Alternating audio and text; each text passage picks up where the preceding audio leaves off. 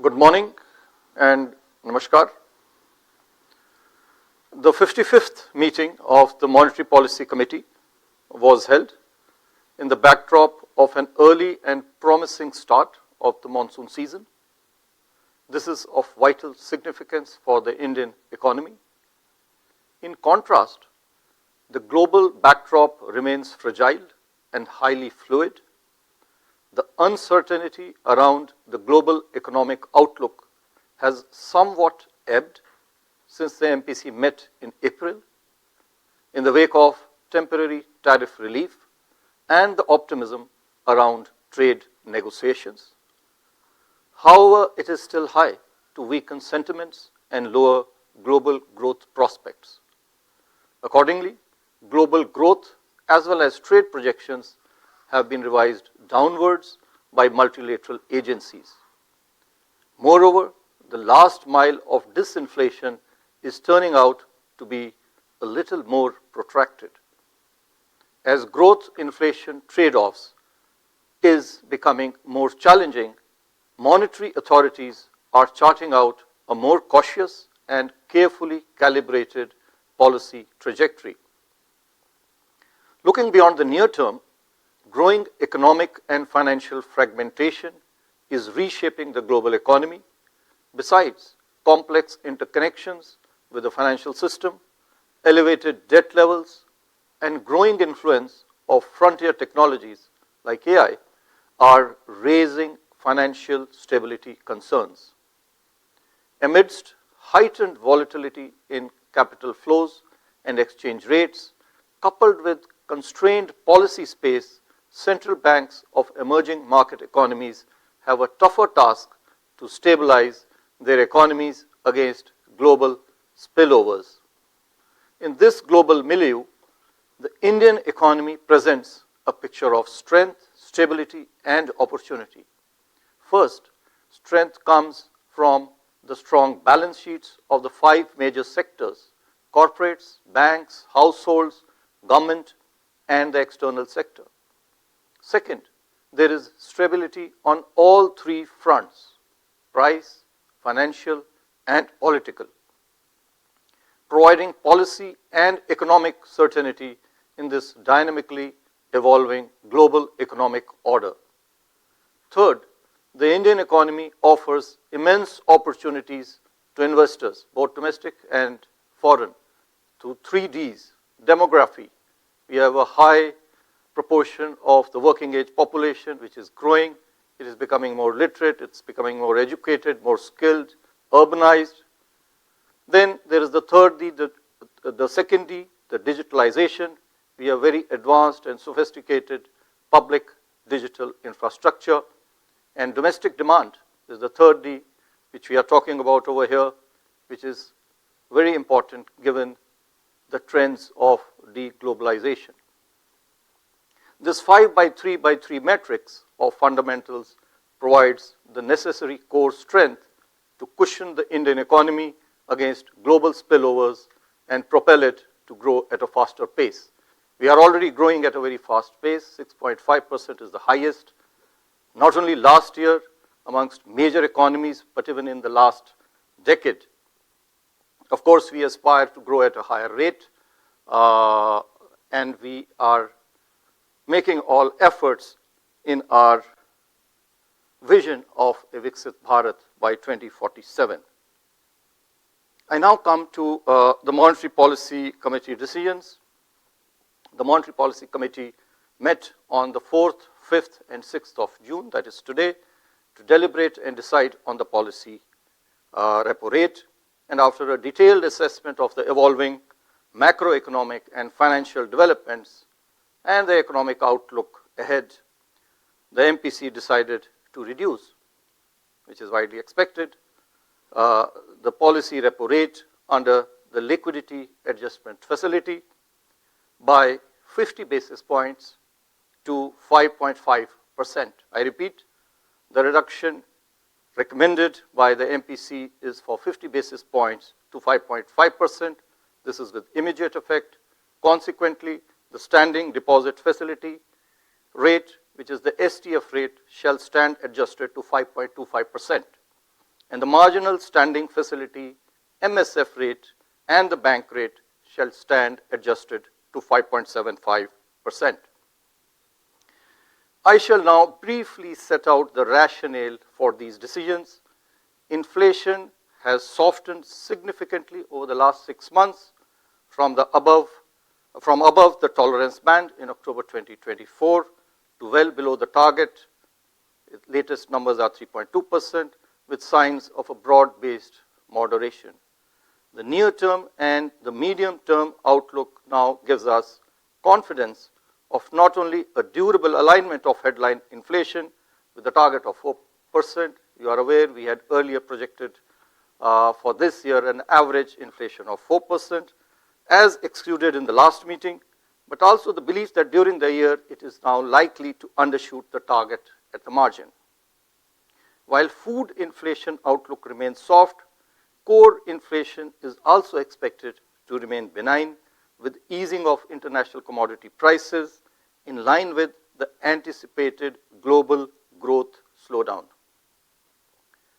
The inflation outlook, therefore, for the year is now being revised downwards from our earlier forecast of 4% to 3.7%. Growth, on the other hand, remains lower than our aspirations amidst challenging global environment and heightened uncertainty. Thus, the MPC felt that it is imperative to continue to stimulate domestic private consumption and investment through the policy levers to step up the growth momentum.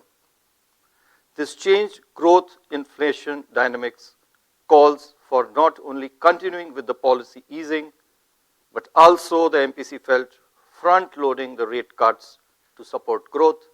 Accordingly, the MPC voted to reduce the repo rate by 50 basis points to 5.5%, as already mentioned. After having reduced the policy repo rate by 100 basis points in quick succession since February 2025, the Monetary Policy Committee also felt that under the present circumstances, monetary policy is now left with very limited space to support growth.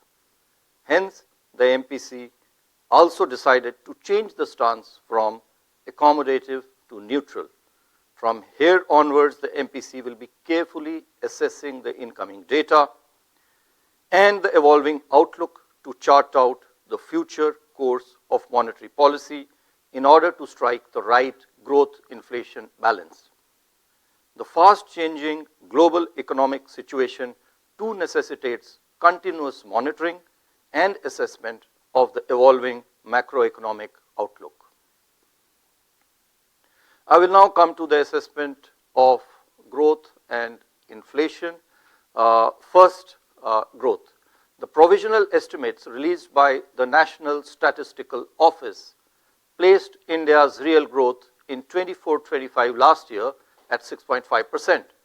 During 25-26 so far, domestic economic activity has exhibited resilience. Agriculture sector remains strong with a very good harvest in both the Kharif as well as Rabi cropping seasons. The supply of major food crops is comfortable. The reservoir levels remain healthy. The highest procurement of wheat in the last 4 years provides a comforting stock position. Industrial activity is gaining gradually, even though the pace of recovery is a little uneven. Services sector is expected to maintain momentum. PMI services stood strong, as you are aware, at 58.8 in May 2025, indicating a very robust expansion in activity. On the demand side, private consumption, which is the mainstay of aggregate demand, about 56% of the total GDP, remains healthy with a gradual rise in discretionary spending. Rural demand remains steady while urban demand is improving. Investment activity is reviving as reflected by high frequency indicators that we track. Merchandise exports recorded a strong growth in April 2025. Of course, this could be because of some front loading, but this is after a lackluster performance in the recent past. Non-oil, non-gold imports posted a double-digit growth, reflecting buoyant domestic demand conditions. Services exports continue on a very strong growth trajectory. Both the last month's figures have been quite robust. Going forward, the outlook for agriculture sector and rural demand is expected to receive further impetus by the expected above normal southwest monsoon rainfall. On the other hand, sustained buoyancy in services activity should nurture revival in urban consumption. The healthy balance sheets of banks and corporates, governments the government's continued thrust on capex, elevated capacity utilization, improving business optimism, and easing of financial conditions should help further revive investment activity. Trade policy uncertainty, however, continues to weigh on merchandise exports prospects. The conclusion of the free trade agreement with the United Kingdom and the fast progress that is being made in our negotiations with other countries, on the other hand, should provide a fillip to trade.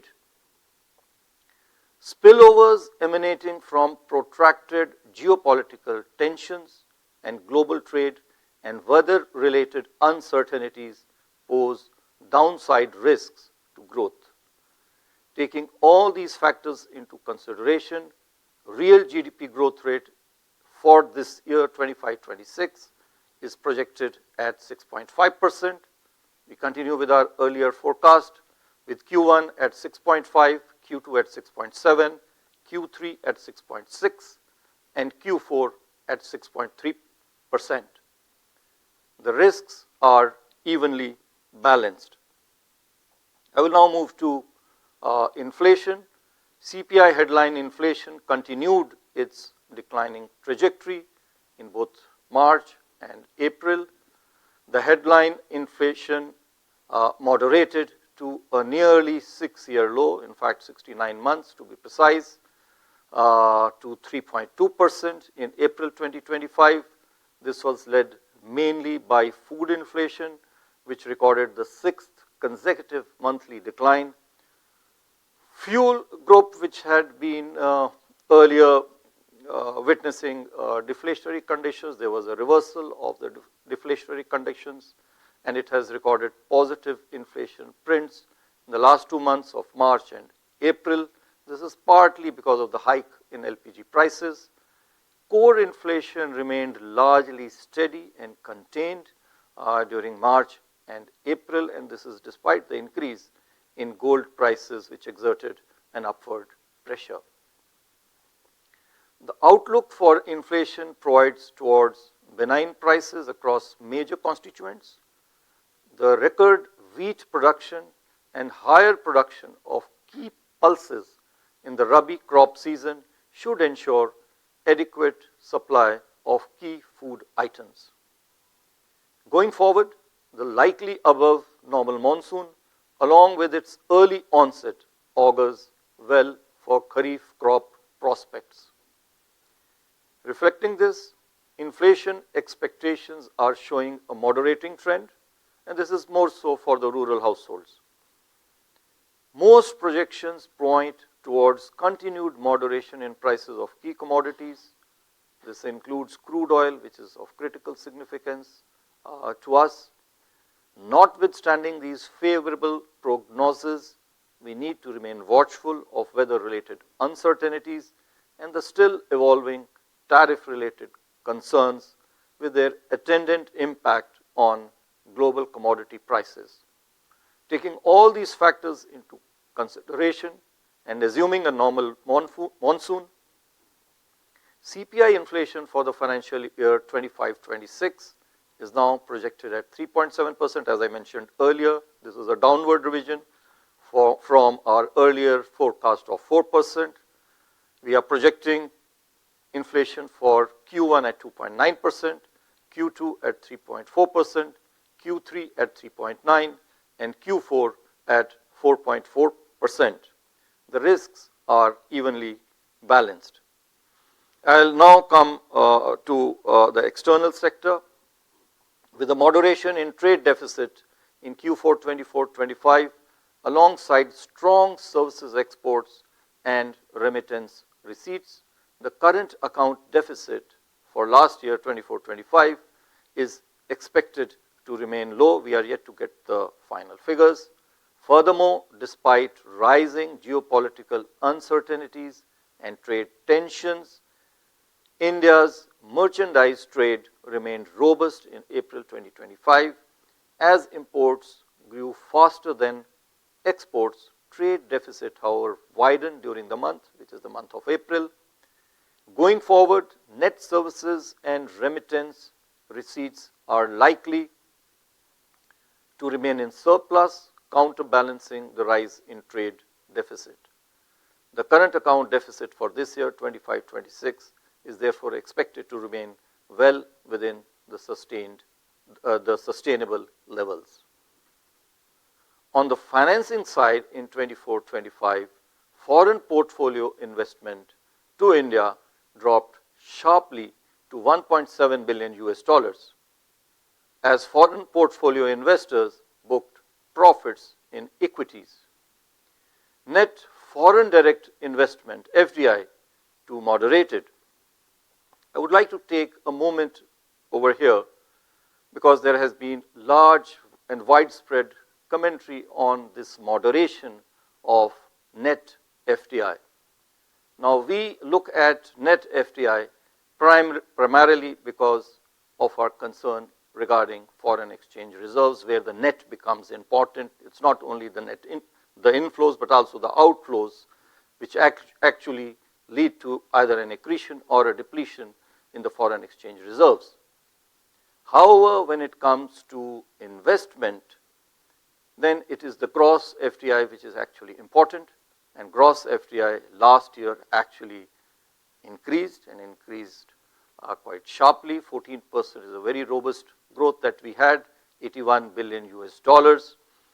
And so India continues therefore to be an attractive investment destination, despite there being a moderation, as we are seeing, in net inflows, which is primarily because of rise in repatriation, which is again which is a very good sign of a maturing market, where foreign investors can enter and exit smoothly, and at the same time higher gross FDI, which is again a sign of our large industrial and other companies going out and investing.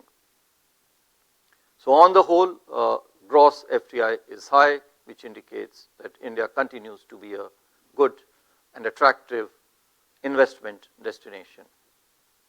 External commercial borrowings and non-resident deposits, on the other hand, witnessed higher net inflows compared to the previous year, as on May 30, 2025, India's foreign exchange reserves stood at $691.5 billion US.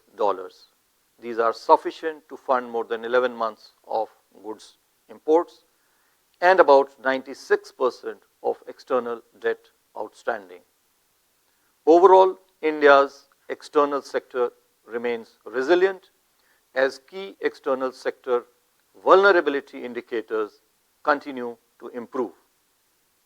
We remain confident of meeting our external financing requirements. Now I come to liquidity and financial market conditions. You are all aware that the RBI over the last few months, in fact since January, we have injected a lot of durable liquidity through various means, through OMOs, through the CRR rate cut, through the buy-sell swaps, OMOs, etc. A total of 9.5 lakh crore rupees of durable liquidity has been injected into the banking system since January. As a result thereof, after remaining in deficit since mid-December, liquidity conditions have transitioned to a surplus at the end of March. And this is also evident from the tepid response to the daily VRR auctions, which got a bid coverage ratio of only 0.26 in the recent past, and also from the high STF balances. They are averaging about 2 lakh crore rupees in the last 2 months, that is April and May. Similarly, reflecting the improvement in liquidity conditions, the weighted average call rate, which is the operating target for the monetary policy, this traded at the lower end of the lakh corridor since the last policy. The comfortable liquidity surplus in the banking system has further reinforced transmission of policy repo rate cuts to the short-term rates. However, we are yet to see a perceptible transmission, although there are incipient signs of transmission to the credit market segment, but it is still not perceptible, although we are aware and we need to keep in mind that it does happen with some lag. The Reserve Bank remains committed, as we mentioned earlier, to provide sufficient liquidity to the banking system. To further provide durable liquidity, it has now been decided to reduce the cash reserve ratio, the CRR, by 100 basis points.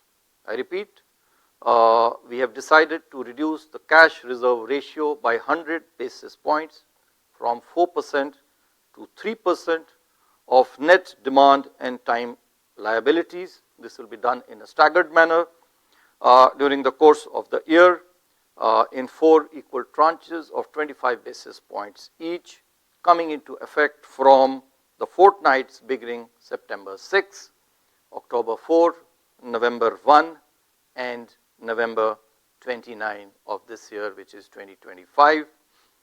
The cut in CRR would release primary liquidity of about 2.5 lakh crore rupees to the banking system by the end of November 2025.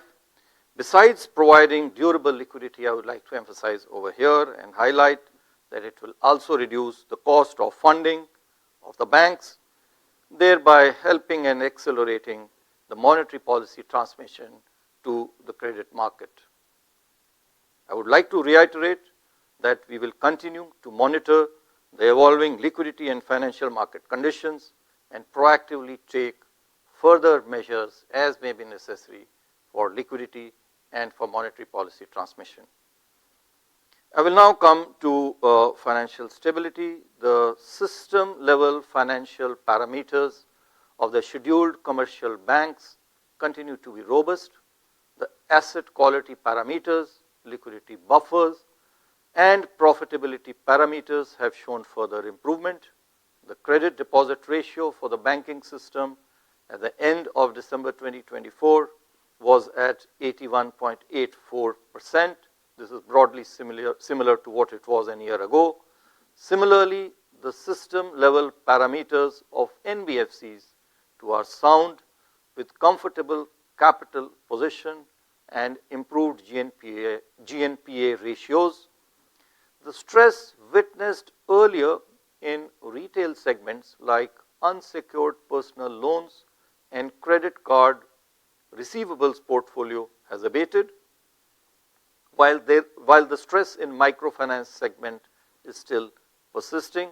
Banks and NBFCs active in these segments, however, are already recalibrating their business models, strengthening their credit underwriting practices, and stepping up their collection and recovery efforts to avoid any excessive buildup of risks on this front in future. I now come to the end of my statement. On both inflation and growth fronts, the Indian economy is progressing well, and it is broadly on expected lines, and this is despite the huge uncertainty that the global uncertainty that we have. Strong macroeconomic fundamentals and benign inflation outlook provide space to monetary policy to support growth while remaining consistent with the goal of price stability.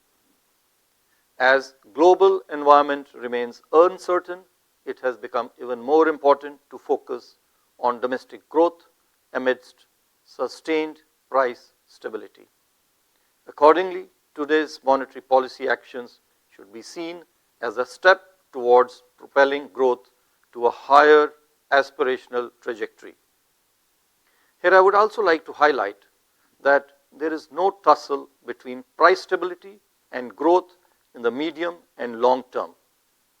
Price stability preserves purchasing power, it imparts certainty to households as well as to businesses in their savings and investment decisions, and it ensures congenial interest rate and financial conditions, all of which foster consumption, investment, and overall activity and therefore growth. Moreover, this is crucial for equitable growth and shared prosperity because its absence is disproportionately burdensome on the poor. I must also add over here that while price stability is a necessary condition, it is of course not sufficient to ensure growth. A supportive policy environment is vital. And this is even more important during periods of high uncertainties such as the current times that we are witnessing. At the Reserve Bank, therefore, while price stability remains the focus of monetary policy, we are not oblivious to putting in place complementary monetary as well as credit policies and regulations that support growth and prosperity. Thank you, Namaskar, and Jai Hind. If you like the video, do like, comment, share and subscribe.